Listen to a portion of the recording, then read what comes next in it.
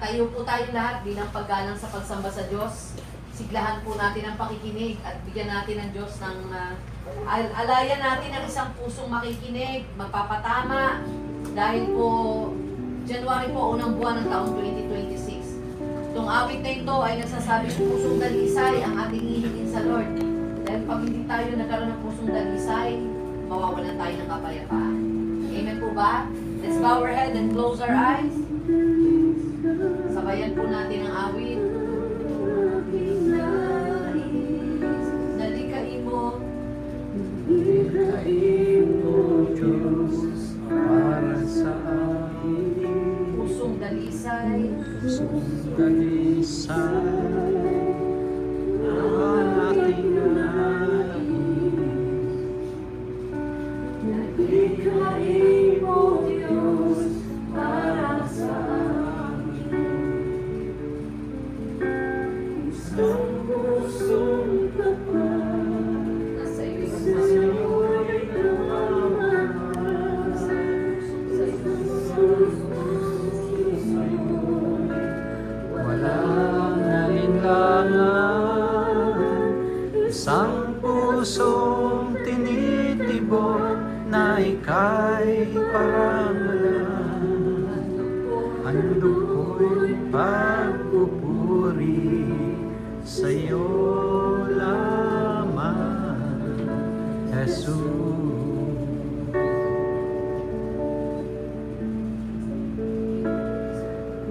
Pusong dalisay ang aking nais. Nalikhain mo, Diyos, para sa atin. Pusong dalisay ang aking nais. Nalikhain mo, Diyos, para sa akin. Isang pusong tapat na sa'yo'y nagmamahal. Isang pusong sa'yo, walang alinlangan.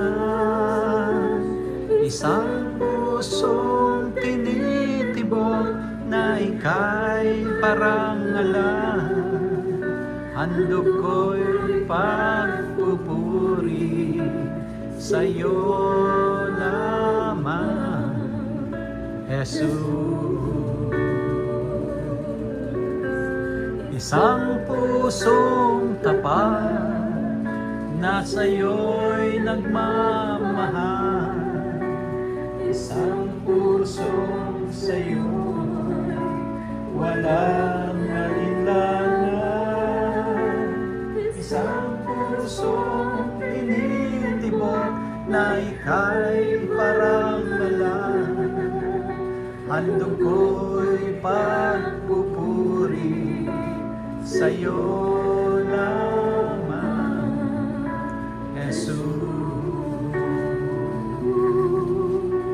Handog ko'y pagpupuri sa'yo lamang, Jesus. Handog ko'y pagpupuri sa'yo lamang, Jesus.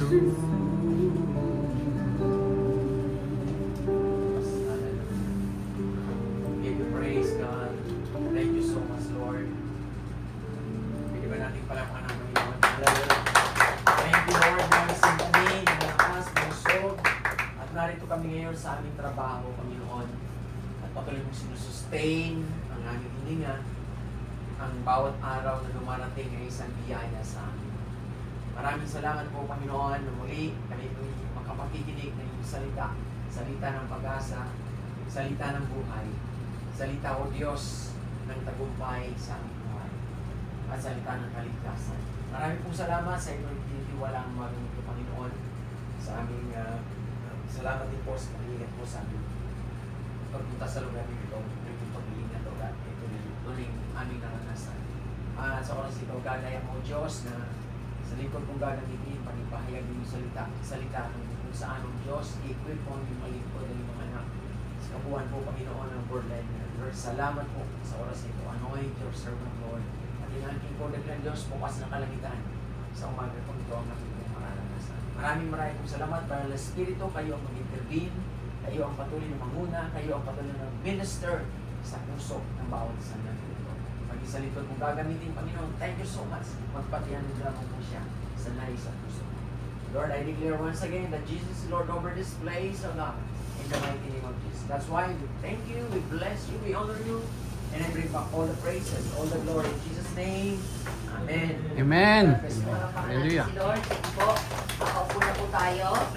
Salamat po sapagkat kinausap po ng Panginoon si Kuya Andy. Kinausap din po ako ng Diyos na hindi pwedeng palagpasin natin ang unang buwan ng taong ito na hindi po tayo nagkakaroon ulit ng sama-samang pananalangin. Although alam ko po na nagkakaroon naman po kayo ng sama-samang panalangin, ano po. Pero mamaya po ay lalabas po tayo, magpe-pray po natin ang kabuuan ng company. Pero bago po yon, kayo po na pinagkatiwalaan dito sa kumpanyang ito, ang unang dapat nating ipanalangin. Okay lang po ba sa inyo?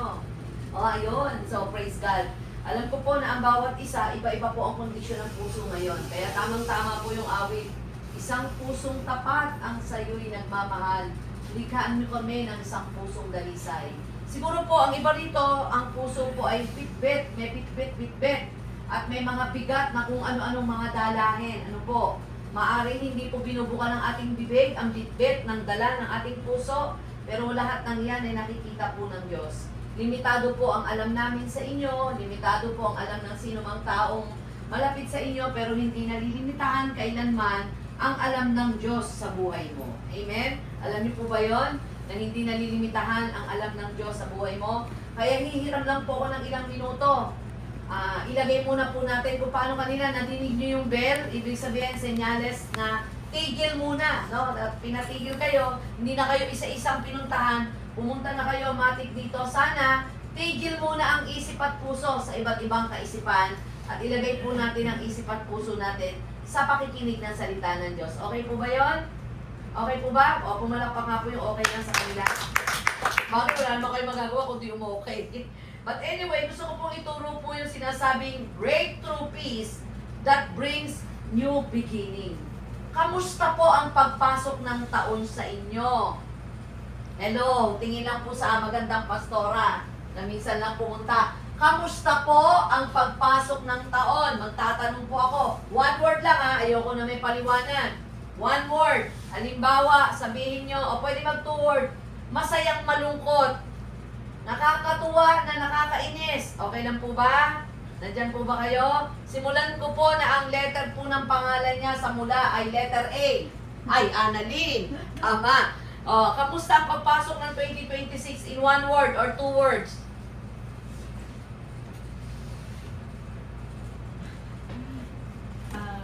Blessing tsaka po challenge. Blessing and challenge. Okay. May letter A pa?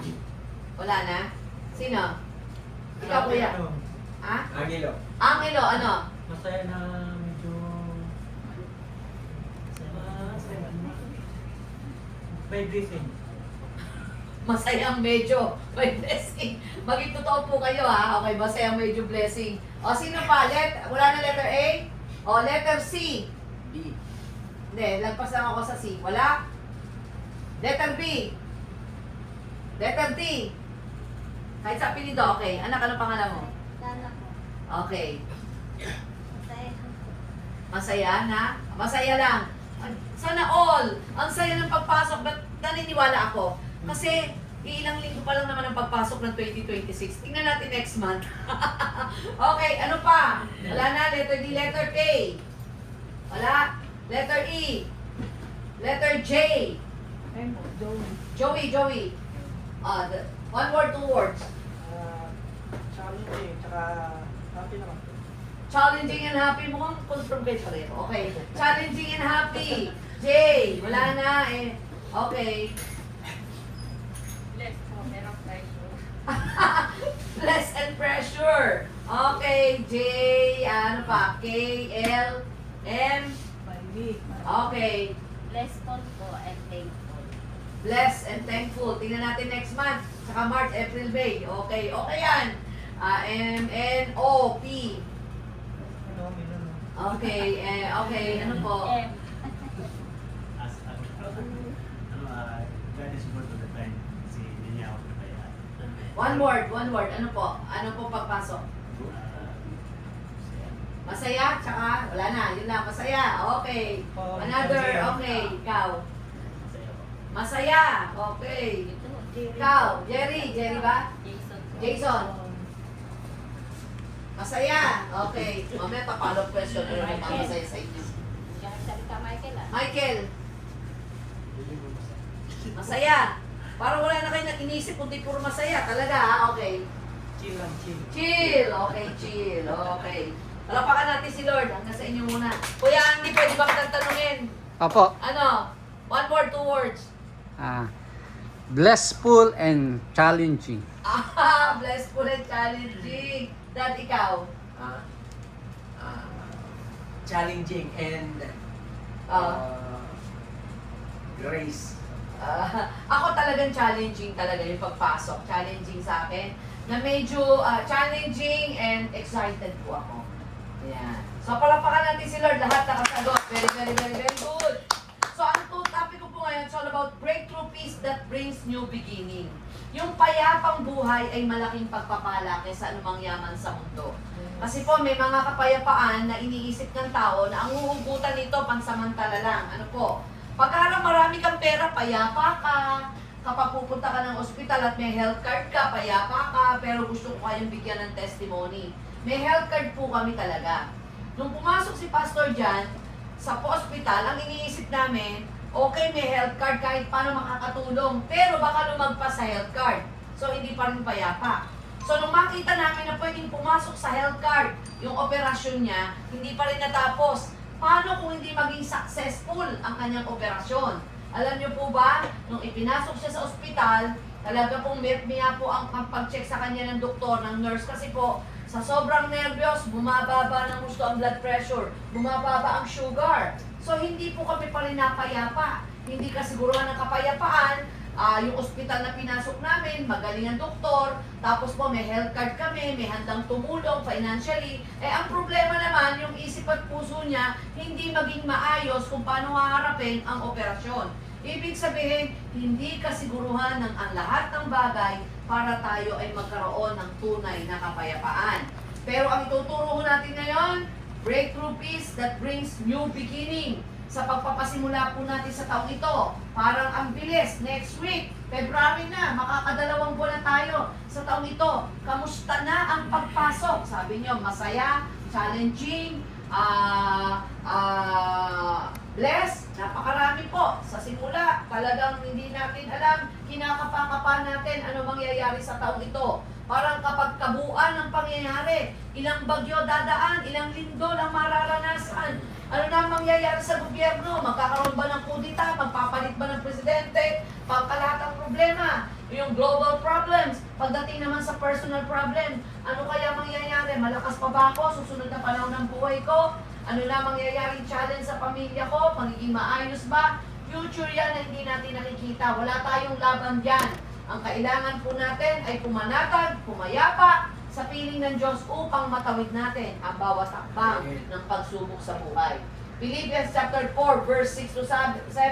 Sabi ng Pilipos 4, 6, 7, huwag kayong mabalisa sa anumang bagay, kundi ipagbigay alam ninyo sa Diyos ang lahat ng inyong kailangan sa pamamagitan ng panalangin at pagsusumamo na may pasasalamat at ang kapayapaang dulot ng Diyos na hindi kayang maunawaan ng tao ang mag-iingat sa inyong mga puso at isipan kay Kristo Jesus. Diyos ang bahalang magpala sa pagbabasa ng kanyang buhay at banal na salita ng Diyos.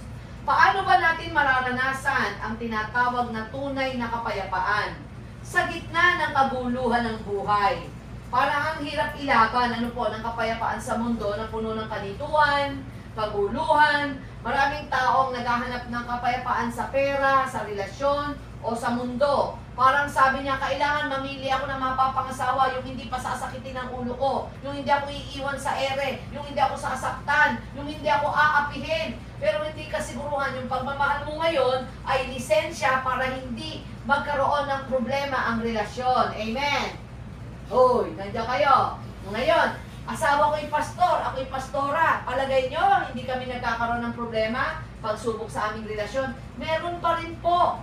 Dahil hindi kasiguruhan na pare ang mapangasawa mo, pastor ang mapangasawa mo, para magkaroon ng isang maayos. Punto po yon ng payapang buhay. Nasa iyo kung haharap ka at lalapit ka sa Diyos para hingin ang tunay na kapayapaan. So, ibig sabihin, wala sa mundo, wala sa relasyon, wala sa pera, ang tunay na malalim na kapayapaan. At tingnan po natin dito, pag sinabing breakthrough peace, ito ay hindi lamang temporary feeling. Ito ay kapayapaan na nagdadala ng bagong simula. Isang pagkakataon para muling magsimula sa tamang direksyon ng buhay natin. Parang ganito lang, kung halimbawa nakapolo ka, isasara mo yung polo mo, kapag maling botones, sa maling butas ang nilagay mo, papangit ang pagsusot mo ng polo shirt. Kaya dapat sa tamang butas, sa tamang botones. Ngayong araw po, tingnan po natin kung paano natin makakamtan ang kapayapaan na ito at paano ito magiging daan para sa bagong simula ng buhay natin. Observation lang po. Hindi sinabi ng Diyos na mawawalan tayo ng problema. Amen? Walang pinangako ang Diyos na sa taong ito, hindi tayo mamumroblema sa pera, hindi tayo magkakasakit, hindi magkakaproblema sa relasyon. Walang sinabi ang Diyos. Pero sabi ng Bible, hindi mo mararanasan basta-basta ang kapayapaan sa gitna ng kung saan ay wala kang kinakaharap. Sinabi niya na ang kapayapaan ng Diyos ang siyang magbabantay sa puso at isip natin sa kabila ng problema.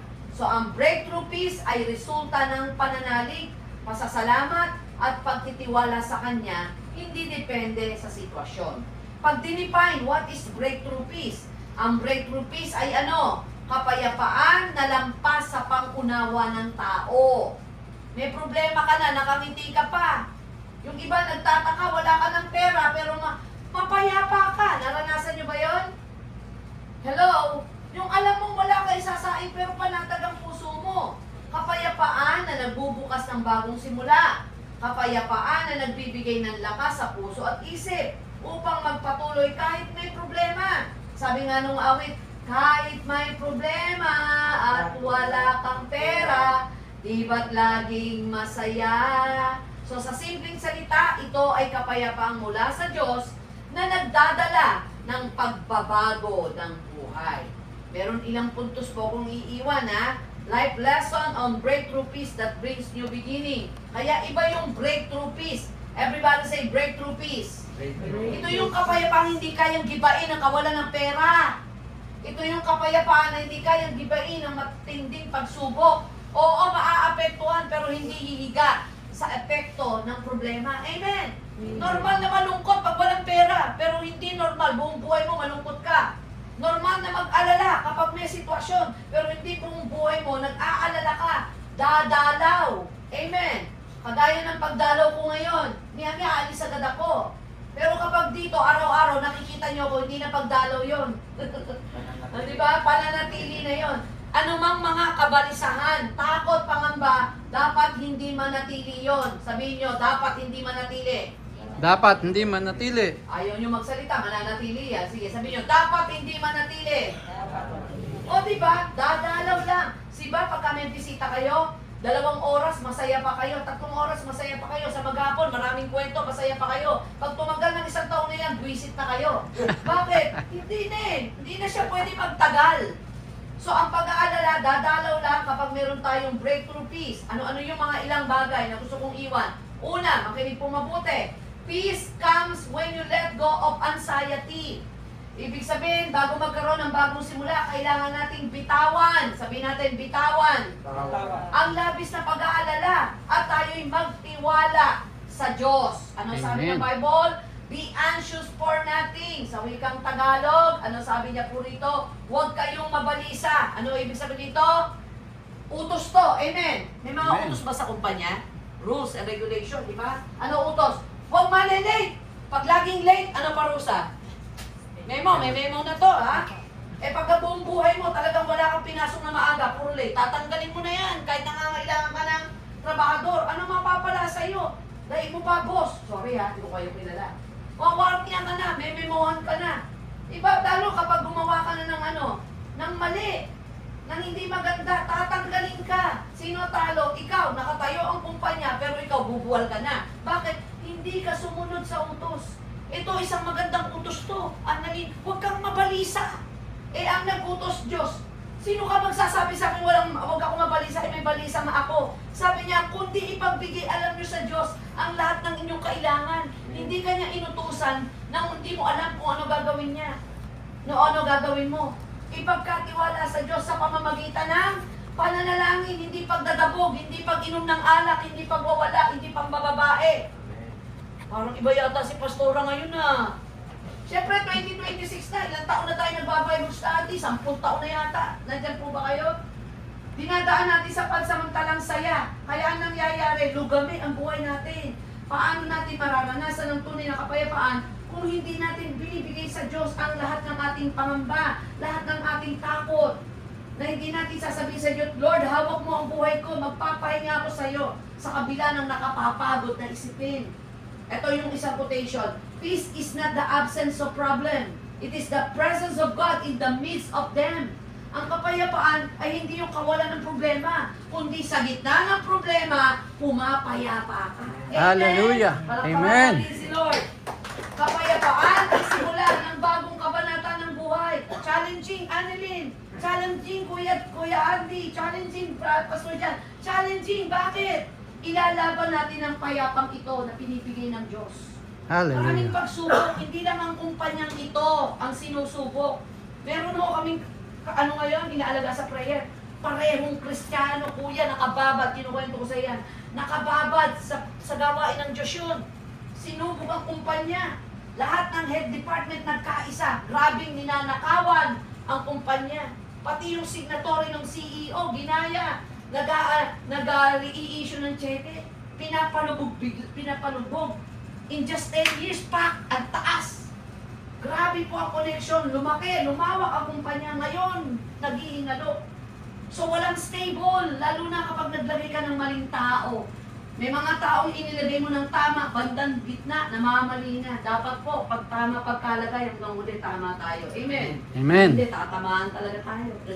Sabi mo sa katabi mo, dapat tama ka lagi. Oh, go! Sabihin nyo, tama ka dapat lagi. Yun, kilos-kilos. Ikalawa, peace is strengthened through gratitude. So, ang una kong binitawan, peace comes when you let go of anxiety. Ano yung nagpapabalisa sa atin? Bitawan natin sa Diyos. Huwag natin bitawan sa alak, sa bisyo, sa pambababae, sa sandaling saya o ligaya. Amen. Bitawan sa Diyos, hindi sa anumang bisyo na pansamantalang lang sasaya. Don't get me wrong ha. Hindi naman masama na magpakasaya. Pero kung yung pagpapakasaya mo, magdudulot ng kapahamakan, talo ka. Peace is strengthened through gratitude. Isa sa pinakamabisang paraan para magkaroon ng breakthrough peace ay ang pusong magpasalamat. Alam niyo po ba na therapy ang pagpapasalamat? Hello? Yes. Sige, subukan natin ha. Pikit saglit. Pikit lang. Hawakan yung puso nyo. Sige nga, hawak lang. O sige po, makinig po kayo. Makakatulong to, therapy to. Bibigyan ko kayo ng 4 na segundo. Pagpasalamat po sa Diyos ngayon ang buhay mo. 1, 2, 3, 4. Palakpakan natin si Lord. Ano ang naramdaman? Bitin pa kayo, di ba? Ano mga dapat ipagpasalamat? Salamat sa Diyos, di ka naka-confine na yun. Amen. Hindi ka naka-dextrose. Ang nilagdad, di ba? Hanggang ngayon, iniinda niya kung paano yung kanyang ugat ay sumabog dahil hindi makuha-kuha yung ugat. Pipong mo, naka-semi-private. Miyak-miya ang dalaw ng doktor. May pampa-hospital kami. Pero anong hiniling pa niya? Mawala sa dextrose, mawala sa oxygen. Di ba? Sa pagkakataon ito, dapat ipagpasalamat. Luma nga sapatos mo, pero merong kang paa na pwedeng suotan pa rin kahit lumang sapatos. Yung iba may pambili ng sapatos pero putol ang paa. Ang taas kasi ng sugar, naputol ang paa dahil sa diabetes. Napakadami natin dapat magpasalamat. Sabi po ng 1 Thessalonians 5:18, sa lahat ng bagay, magpasalamat kayo sa Diyos. In everything, give thanks, for this is the will of God in Christ Jesus. Naalala nyo na mayroong isang senaryo sa Bible? Nasa ilang na lugar ang Panginoon, napakaraming tao, higit sa 5,000. Magugutom na ang tao, pero may anong meron lang sila? Isda. Ilang isda? 5 tinapay. Ilang isda? 2 isda, 5 tinapay. Palagay nyo, sino rito nagluluto? Ate, sarap mo magluto.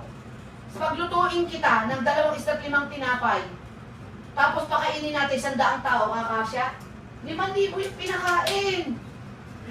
Sige, 2 isda na lang, pagkasyahin natin sa lahat, kakasya? Hindi pa rin. Hindi kakasya. Lalo kung galunggong lang yan. Pero bakit nagkasya ang 2 isda at 5 tinapay? Sa 5,000 tao, tigit pa. Ano ang nangyari? Hindi magic. Sabi mo sa katabi mo, hindi magic. Kapangyarihan ng Diyos. May ginawa ang Ama, may ginawa si Jesus. Ano ginawa? Yung 5 tinapay, 2 isda, tinaas sa langit at nagpasalamat. Pagbaba, boom! Nakakain ng 5,000. Amen. Yun ang problema sa atin. Ang daming reklamo ng buhay natin. Sa church, ang dami nagpapapray sa akin. Pasuro, pag-pray mo naman ako ng trabaho. Pinag-pray ko ng trabaho, Kuya Andy, napasok. Eh, hindi niya gusto yung boss niya. Walang ginawa, kundi pag umaga, sabi niya, papasok na naman ako, makikita ko na naman ang buhayan ng buhay ko. Kasi inisay sa boss niya, masyado pong madisiplina. Samantala nung walang trabaho, para po siyang nagmamakaawa. Nung magkatrabaho, natural, hindi ka makakapili ng tao makakasalamuha mo sa trabaho. But be grateful, may trabaho ka, hindi ka namamalimos. Tama ba ako? Yes. Yes. Ate, kuya, magpalit ka ng karir. Isang araw lang, umalis ka sa trabaho, mamalimos ka. Palagay ko, makakainkwento ka sa lakas ng katawan mo, mamalimos ka. Pero hindi, may dangal ka ngayon, naka-uniforme ka ng blue, nagtatrabaho ka sa isang kumpanya, sumusweldo ka. At kayang pagkasyahin ng Diyos o sobra pa dahil may Diyos tayong pinikilala na nagbibigay ng mabubuting bagay sa buhay ng bawat isa. Amen! Palakpakan natin si Lord. So, ang hina ng palakpak. A grateful heart paves the way for peace and blessing. Pasasalamat ang susi sa puso na handang sa bagong simula ng buhay.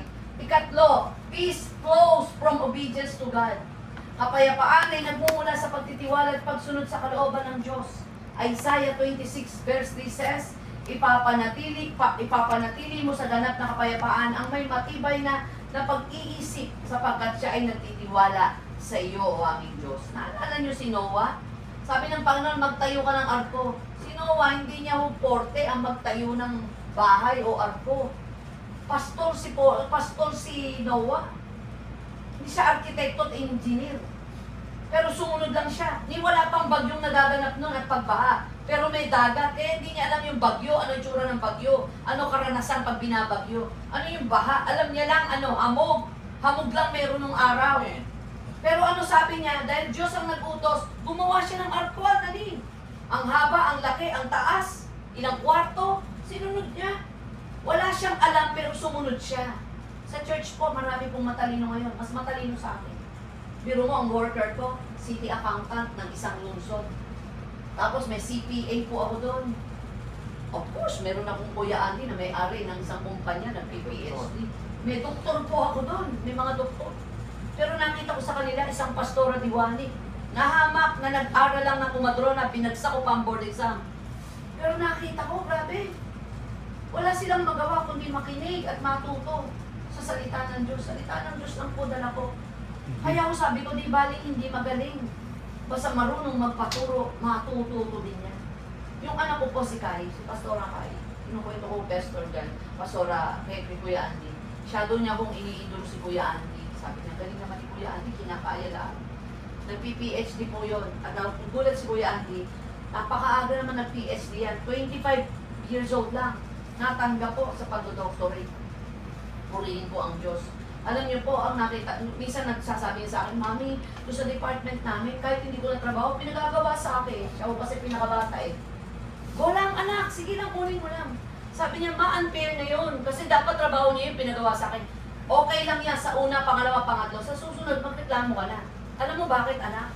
Kapag ginawa mo ang hindi mo kaya pang ginagawa at nakikita nilang kaya mong gawin, dadami ang malalaman mo. Bukas makalawa, kaya mo nang patakbuhin ang buong department na yun. Sa loob ng 5 taon, pinakisamahan niyo po mga tao doon. Ayahay po yung anak ko kasi kaya-kaya niyo gawin. Bata pa, nag-iisip. Siya ngayon ang HR ng buong department na yun, particular. Pero alam niyo po, hindi ako nagyayabang. Sa 5 taon na inuutos-utusan ng anak ko, mapait ito pastor eh. Pero mo yung ipagagawa sa kanya, ipapasa sa kanya, etc. Sa ngayon po, sabi ko, anak, hindi ako nagyayabang.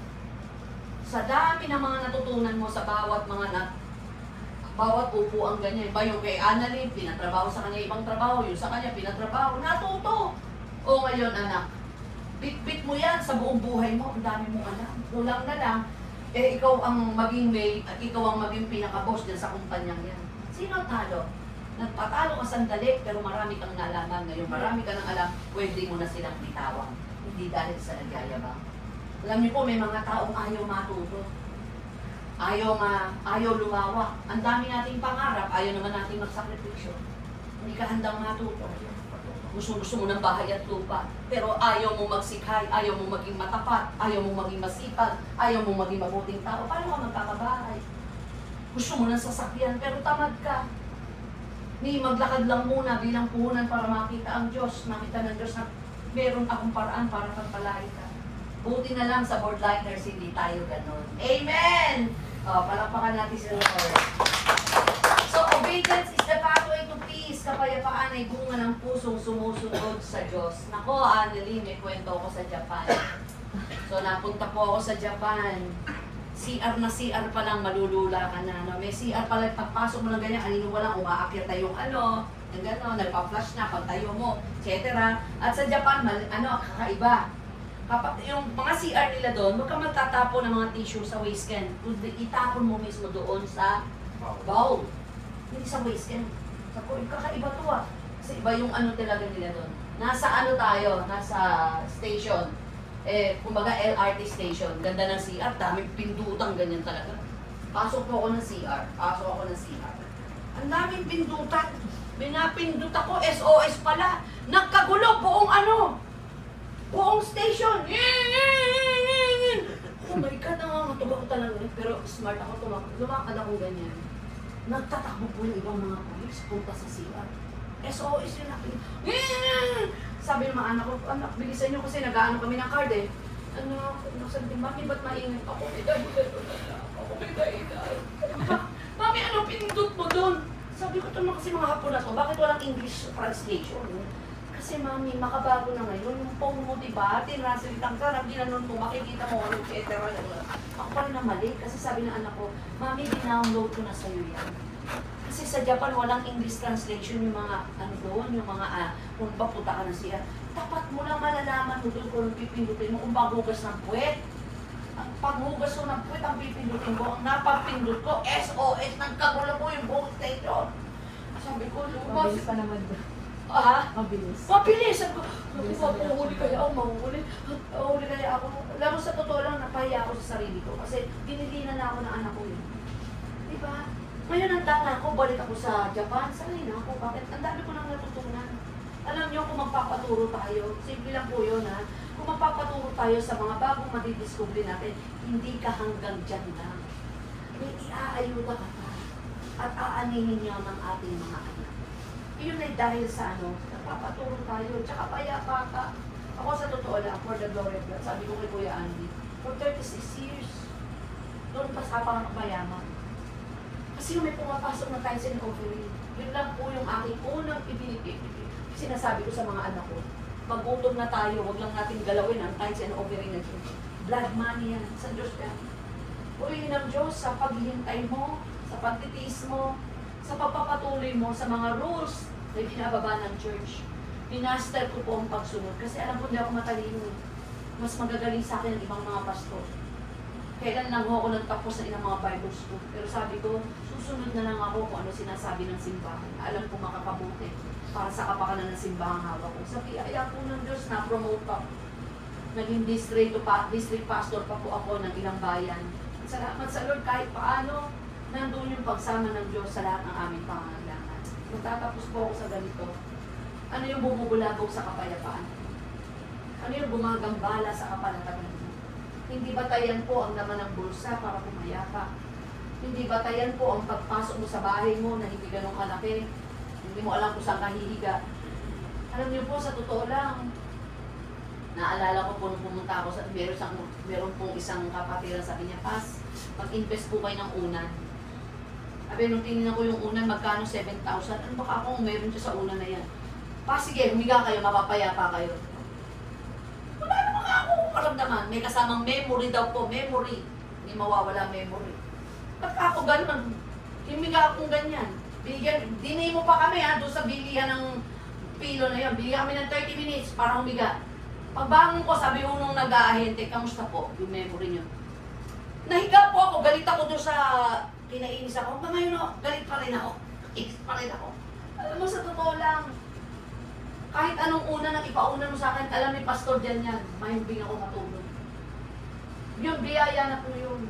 Sabi nga ni Pastor dyan, di ba natulog ka kagabi, dami mong iniisip, inaalala, nakatulog ka, pagpapala yun, pagpapala.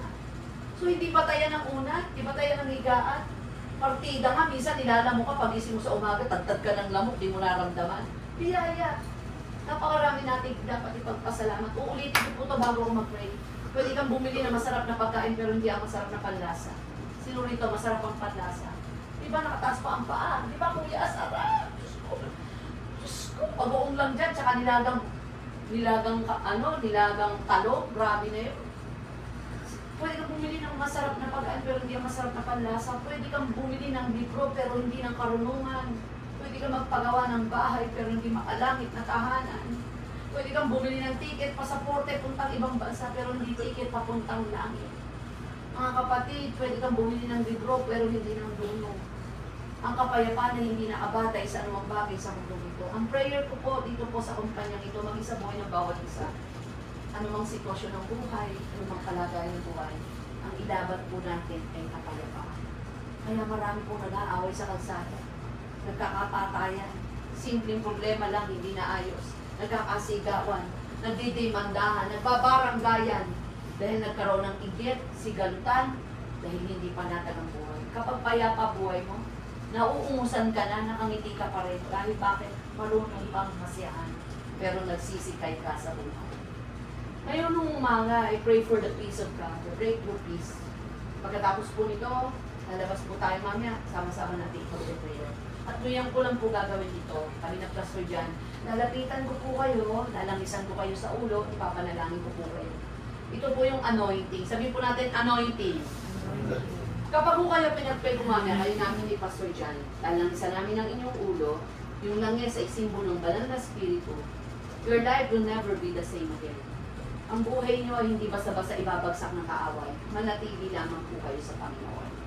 Kayo po ay lalangisan ng kapangyarihan ng Diyos. Pag-pray ko po kayo, pag-pray kayo ni Pastor Jan ng isa-isa, hindi po namin alam ang personal ng buhay. Last Sunday po, nag-anoin po kami. Ako po sa prayer garden, kung papanood niyo po sa worldwide. Nag-pray po kami, 4,500. 4 na po lang po kami nag-anoin. So imagine, yung 4,500, i-divide mo sa 40. Pinag-pray po namin isa-isa. Talaga nakita po namin yung Spirit ng Lord. Mamaya po kapag nakafocus po kayo, makakaramdam po kayo ng kapangyarihan ng Diyos. Pwede kayong kilabutan, pwede po kayong mag-speaking tongues, mapuspos ng Espiritu ng Diyos. But gusto ko lamang po makiusap sa inyo sa ngalan ng Panginoon, mag-focus po kayo. Bigyan niyo po sa Diyos lahat ng ito. Hindi po natin matatansya ang buhay, hindi po natin alam ang pwedeng mangyari sa buhay. Kasi ang mahalaga sa araw na ito, sa unang buwan ng taong 2026, hingin natin sa Diyos ang breakthrough peace, ang breakthrough anointing, na tayo po ay magtatagumpay. Pwede po ba yun? Amen. Tumayo po tayong lahat. Sa oras po ito, as we continue to worship the Lord our God, may oil ka ba? Wala. It's okay kung walang oil. Praise the Lord. May oil si Kuya Andy. Kumuha si Kuya Andy. Ang gagawin lang po natin, mag-worship tayo sa Panginoon. At ihanda ni Ate Annalyn yung worship song. Just close your eyes. Just meditate the goodness of God. Patuloy na isubmit lang natin sa Panginoon ang ating buhay, ang ating puso, ang ating pagkatao. Kayaan natin gumalaw ang Diyos sa buhay ng bawat isa. Amen ba? Let us worship the Lord our God. Just flow your heart. Mawit lang po tayo sa Panginoon.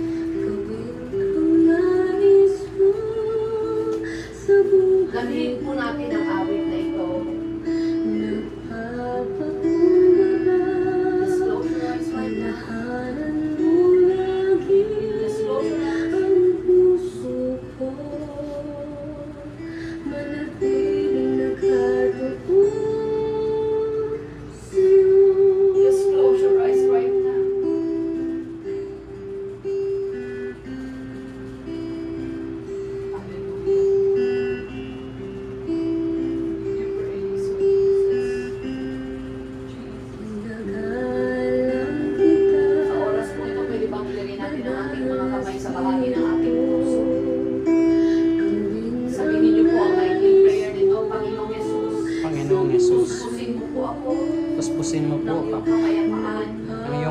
kapayapaan, kagalakan, kalakasan, at katagumpayan.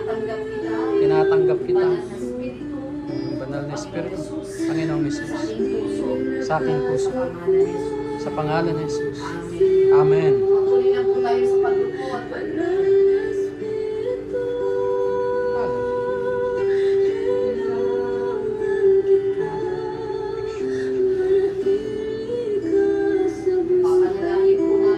Oh, we give you praise, oh God, we give you glory, and we give you honor.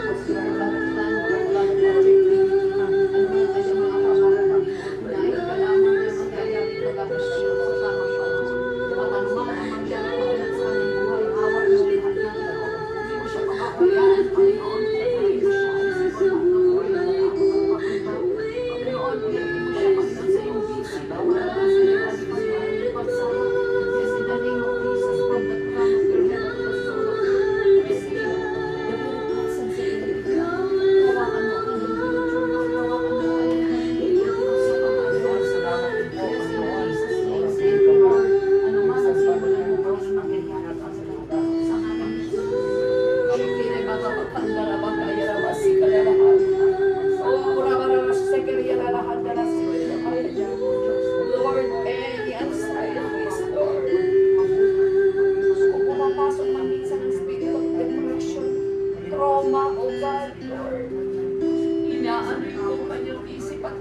Diyos na alisin mo anumang mga memories, Lord, na nagdadala sa kanya, Panginoon, sa pagkaparalisa ng kanyang pananampalataya. Alisin mo, Panginoon, ang mga trauma sa isip at puso niya, even the spirit of fear. Lord, from the crown of her head to the sole of her feet, inaanod ko ang kanyang isip, Lord, na pag-identity niya, Lord, na pag-hawakan at yakapin para na sa iyo, nagdadala sa kanya ng tao ng mga puso magtiwala siya sa iyo. Ibigay niya ang bakas. Lord, huwag siyang magmulta. Huwag siyang matulog. I pray for the anointing of breakthrough, the breakthrough anointing of God Jesus to overcome every trials, every works of the devil in the name of Jesus.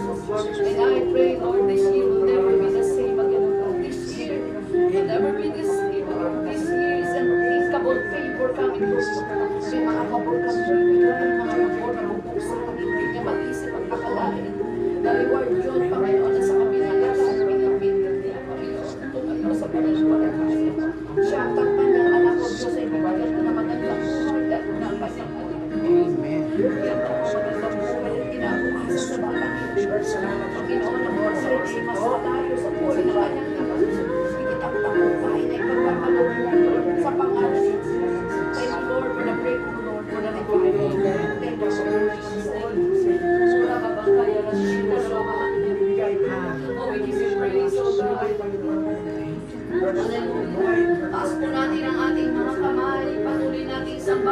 Diyos. We give you praise, O God. We give you glory, O God. We Yes, give you Lord honor. Jesus. Praise you. Let us worship the Lord. Yes. Oh, hallelujah. Praise you, Lord Jesus Christ. Hallelujah. Yes, sa bawat Yes, O Hallelujah. God. Laging tapat po ang Diyos. Hallelujah. Napakabuti Yes, po so ng good. Diyos.